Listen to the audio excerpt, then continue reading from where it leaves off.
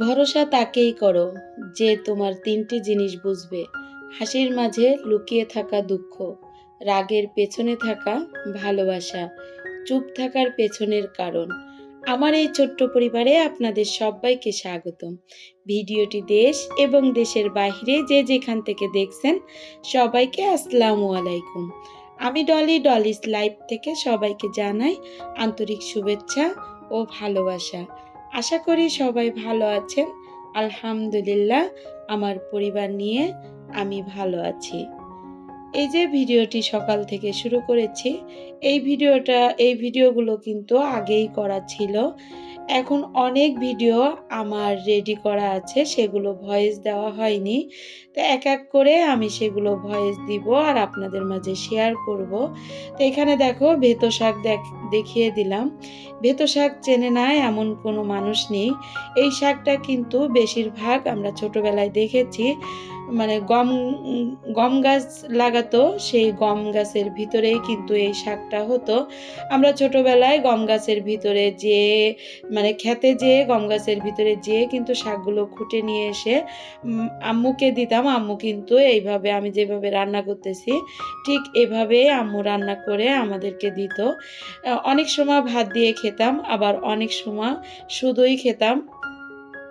এই শাকটা খেতে কিন্তু অসাধারণ লাগে। তো আমি এখানে একটা আলু কেটে দিয়েছি, যে শাকটা অল্প একটু হয়ে যাবে, এই জন্য এটা সকালের নাস্তা হিসাবে গরম ভাতের সাথে এই শাকটা আমরা সবাই খেয়েছিলাম।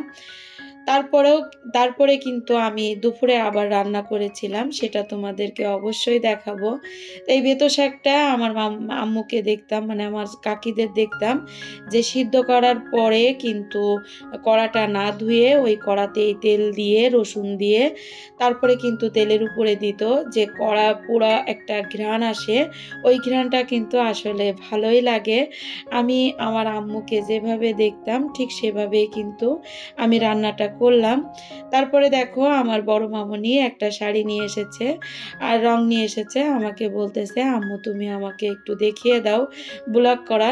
তো এই যে ওকে আমি দেখিয়ে দিয়েছিলাম, আর ও তারপরে দেখো কত সুন্দর করে ও ব্লগটা করতেছে।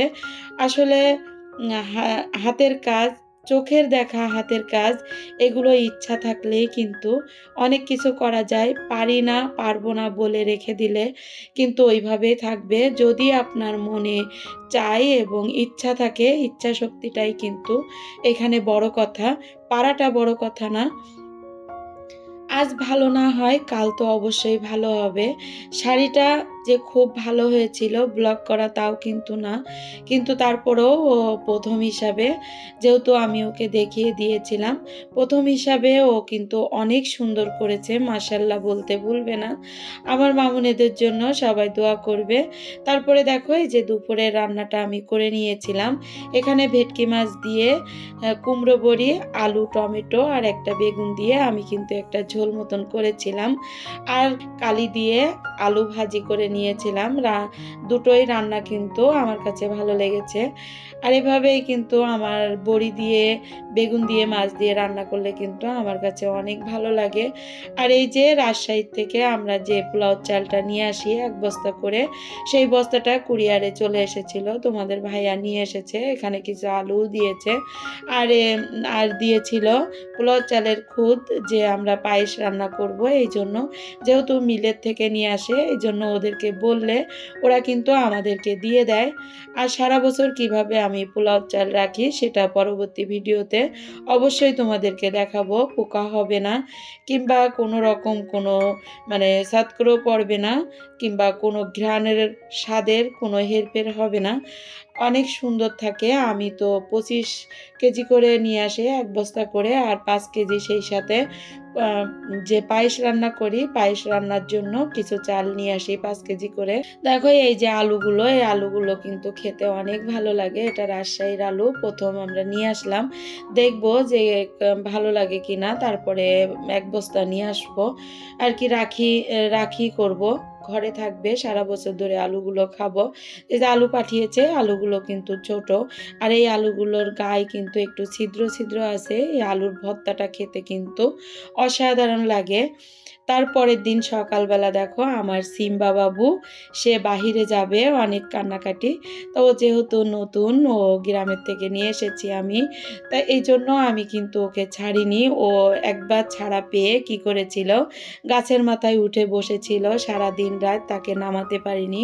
এই ভয়তে আমি যখন বের করেছি তখন ওর গলায় যে মালাটা ছিল ওই মালার সঙ্গে একটা দড়ি বেঁধে দিয়ে আমি নামিয়েছি, যদি গাছে ওঠে তাহলে তো ওকে নামাতে পারবো। এই জন্য তা কেউ কিছু এখানে মনে করবে না প্লিজ। তাই যে আমার ভাই, আমার ভাইয়ের ছেলে সেও আছে, আমার বাবাটা, তাই যে ওকে নিয়ে ও সবাই মজা করতেছে। আর ও তো বাইরে এসে খুব মজায় আছে, দেখো কি দৌড়াদৌড়ি লাফালাফি। আর আমার বাচ্চা তো আছেই, আমার বাচ্চা কিন্তু হারিয়ে গেছে। আমি আগের ভিডিওতে বলেছিলাম, এই মানে বাচ্চা যখন ছিল তখনকারের ভিডিও কিন্তু এটা। বাচ্চা আজ নেই, কিন্তু তার স্মৃতি হিসাবে আমার এই ভিডিওতে আর কি রেখে দিলাম। আমার 6 থেকে 7টা 8টা বিড়াল আছে, সবাই আমার বিড়ালদের জন্য দোয়া করবে। বিড়ালগুলো আমার মাশাআল্লাহ অনেক ভালো, ভদ্র আর কি। কি বলবো, তোমাদের ভাইয়া তো সারাক্ষণ আমার সাথে চিল্লাপাল্লা করতে থাকে, কিন্তু আমার না অনেক ভালো লাগে এদেরকে। আর পশুদের যারা ভালোবাসে তারাই বুঝবে এদের ভালোবাসা, তাই ছাড়া না। এই যে দেখো কি সুন্দর আমার ছাগলটা হাঁটতেছে। আমার ছাগল ঘাস খাওয়াতে মানে ঘাস খাওয়ার জন্যই কিন্তু বাইরে এসেছে, তো ও খেয়েছে, সেটা আর কি ভিডিও করতে পারিনি। আর দেখো ও কিন্তু বাইরে এসে ওকে কিন্তু গোসল দিব। তা বাইরে এসে এমন গড়াগড়ি খেয়েছে কি বলবো, সারা গা কালো, বিড়াল ধলা হয়ে গিয়েছিল একদম। তা দেখো ও কিন্তু এখানে সারাক্ষণ মানে যত সময় বাইরে ছিল তত সময় কিন্তু গড়াগড়ি করেছে। তো এখানে আমি কে বা কারা আমার সাথে এখনো আছে আমি জানি না, যে বা যারা আছেন তাদেরকে আমি বলবো, আমার ভিডিওটি আপনাদের কাছে যদি ভালো লেগে যায় প্লিজ লাইক দিতে ভুলবে না। আর যদি এই ধরনের লাইফস্টাইল ব্লগ দেখতে চান, চাইলে চ্যানেলটিকে সাবস্ক্রাইব করে পাশে থাকা বেল আইকন অল অপশনটি সিলেক্ট করে রাখবে। এতে করে আমি যখন নতুন কোনো ভিডিও আপলোড করব সঙ্গে সঙ্গে নোটিফিকেশন চলে যাবে তোমার মোবাইলে, তুমি সুযোগ বুঝে দেখে নিতে পারবে। আর যারা এই কাজ করে আমাকে প্রতিনিয়ত সাপোর্ট করে যাচ্ছ তাদেরকে অসংখ্য ধন্যবাদ। আর যারা ফেসবুক থেকে দেখছো তাদেরকে বলবো লাইক দিয়ে ফলো করে রাখবে, আর আমার পাশে থেকে আমাকে সাপোর্ট করতে পারো। এইখানে দেখো আমার সিম্বা বাবু কিন্তু অনেক মজা করতেছে, আমার বাবাও সেই সাথে।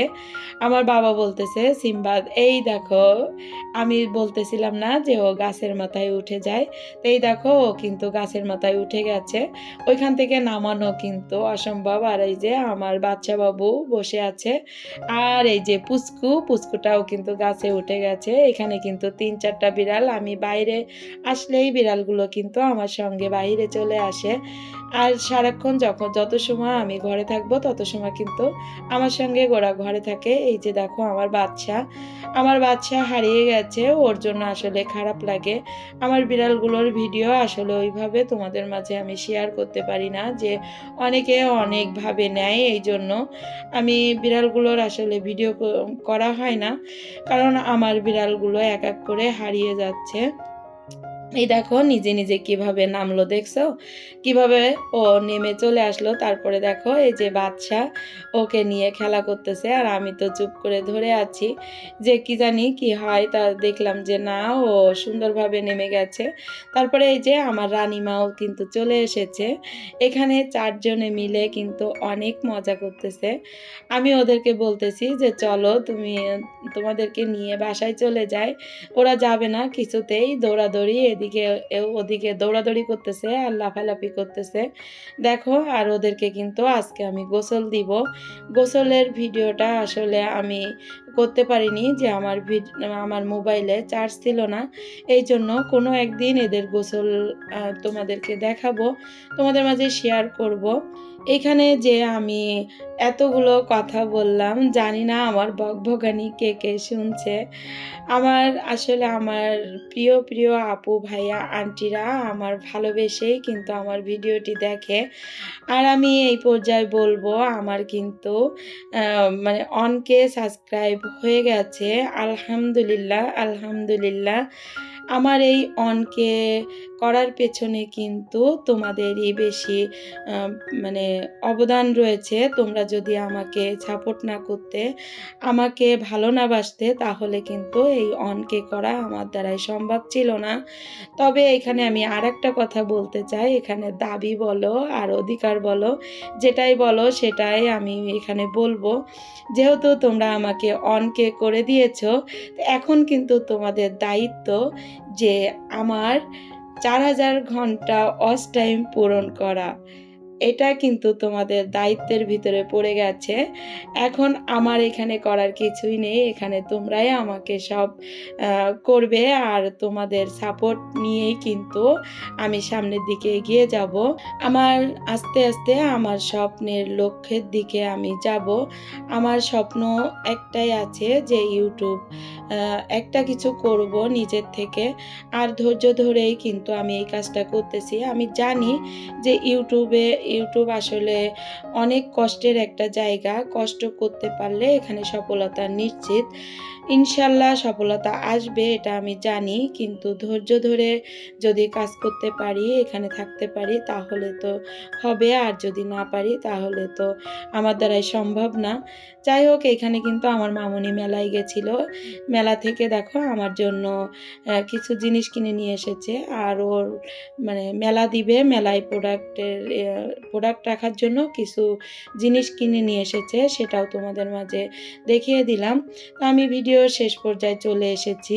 ফিরে আসবো নতুন কোনো ভিডিও নিয়ে। ততক্ষণ ভালো থাকো, সুস্থ থাকো, আমার জন্য দোয়া করবে। আল্লাহ হাফেজ। আসসালামু আলাইকুম।